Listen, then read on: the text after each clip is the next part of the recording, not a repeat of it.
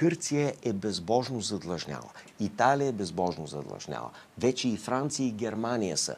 Разбира се, Белгия. Тоест, ние имаме Европейският съюз като цяло. Испания със сигурност. Да, Испания със сигурност. Ирландия. Тоест, до такава степен е затънал в дългове, че няма никакво друго икономическо и финансово разрешение, освен инфлация, инфлация, инфлация, инфлация. И тоест, то е инфлационен крах. Да, инфлационен.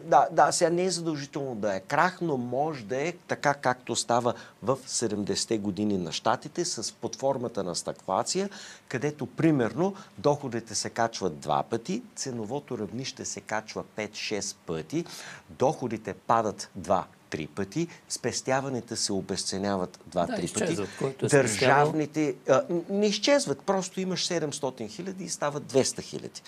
Не си занулен, но си точно така. На практика точно така.